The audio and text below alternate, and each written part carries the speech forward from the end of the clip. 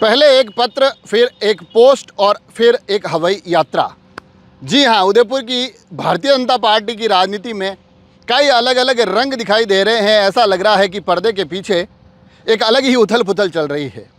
जिस पत्र का मैं जिक्र कर रहा हूँ, जो कि विजय विप्लवी द्वारा लिखा गया है, उसमें स्पष्ट तौर पर निशाना पंजाब के राज्यपाल और मेवाड़ भाजपा के कद्दावर नाम, उदयपुर की राजनीति में जो एक मुख्य केंद्र बिंदु लंबे समय तक रहे, गुलाब चंद कटारिया, उन पर उस पत्र के माध्यम से कई प्रश्न खड़े किए गए हैं।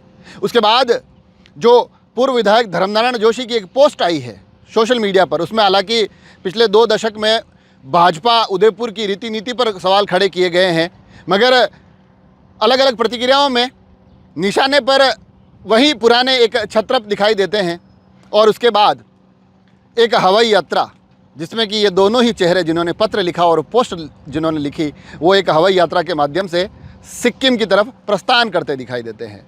तो ये जो पूरा का पूरा एक प्रकरण चल रहा है, जिसमें कि पहले अगर पत्र की बात की जाए, हालांकि इसके पर्दे के पीछे कुछ और भी तार जुड़े हुए हो सकते हैं, उन पर भी हल्की सी चर्चा करेंगे, मगर शुरुआत पत्र से करते हैं, जो कि डॉक्टर विजय विप्लवी ने 27 मार्च को लिखा। और उसमें राष्ट्रपति के नाम लिखे हुए इस पत्र में 9 बिंदु लिखे हैं।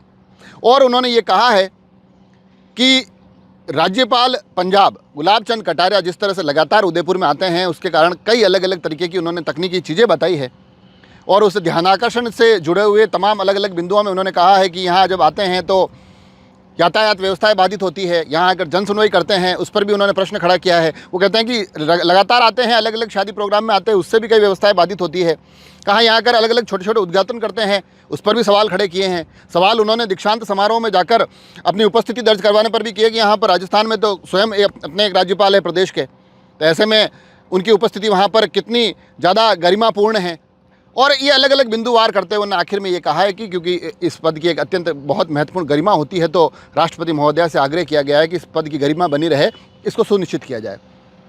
अब ये पत्र उन्होंने लिखा है, अलग अलग बिंदु उसमें लिखे हैं, उस पर चर्चाएं चल ही रही थी। इस बीच में पूर्व विधायक मावली धर्मनारायण जोशी, उनका भी भारतीय जनता पार्टी में एक अलग ही कद है, उनकी एक पोस्ट आती है और उसमें ये लिखते हैं कि 21 साल बाद मुझे विधिवत तौर पर भारतीय जनता पार्टी उदयपुर के किसी कार्यक्रम में जिलाध्यक्ष के द्वारा बुलाया गया। उसके बाद फिर वो बीते 2023 से लेकर 2026 तक का हवाला देते हैं, 21-22 साल की इस यात्रा का हवाला देते हुए कहते हैं कि अध्यक्ष बदलते रहे, मुझे कभी विधिवत तौर पर नहीं बुलाया गया। हालांकि मैं कई अलग अलग कार्यक्रमों का, आंदोलनों का, आयोजनों का हिस्सा जरूर बना, मगर विधिवत आमंत्रण नहीं था। एक टीस की तरह उन्होंने वो पत्र लिखा और आखिर में आते आते उन्होंने कहा है कि अभी जो एक प्रशिक्षण शिविर था उसमें मुझे बुलाया गया। ये फ़ोन बाकायदा वर्तमान जिलाध्यक्ष गजपाल सिंह की तरफ से आया और उन्होंने गजपाल सिंह का उसमें आभार भी जताया।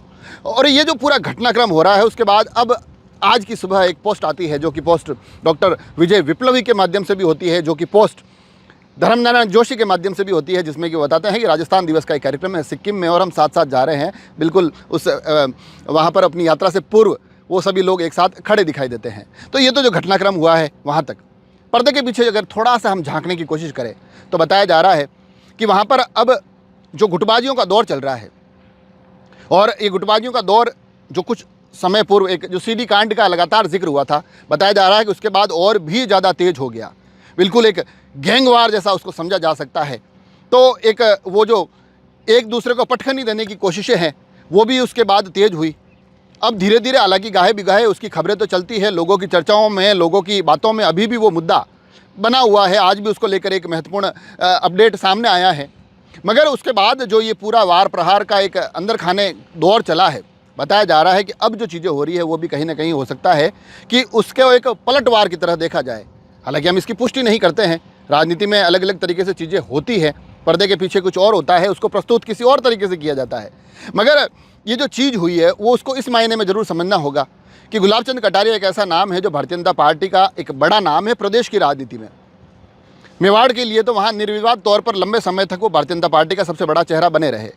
अब जब उनकी राज्यपाल के तौर पर नियुक्ति हुई, उसके बाद ऐसा लगा कि अब यहाँ कोई नया नेतृत्व निकलेगा। मगर अब जो ये विजय विप्लवी भी कह रहे हैं, उनसे भी काफ़ी कुछ समझा जा सकता है कि अभी तक भी काफ़ी कुछ चीज़ें वो अपने हाथ में रखना चाहते हैं। तो ऐसे में अब ये लग रहा है कि उन पर इस तरह से निशाना साधा जाना, क्योंकि पत्र में बड़े स्पष्ट तौर पर उन पर निशाना साधा गया है, हालांकि उसको भी लेकर अलग अलग प्रतिक्रिया आ रही है, मगर ये ऐसा कम होता है। गुलाब चंद कटारिया पर कोई इस प्रकार से सवाल खड़े कर दे, ऐसा कम होता है, मगर हुआ है। बाकायदा एक लंबा चौड़ा पत्र लिखा गया है और उसके बाद अब जो धर्मनारायण जोशी द्वारा पोस्ट लिखी गई है उसकी जो अगर थोड़े बहुत चीज़ों को अगर हल्की सी बारीकी से राजनीतिक परिप्रेक्ष्य में समझे तो निशाना पुनः उधर ही जाता दिखाई देता है।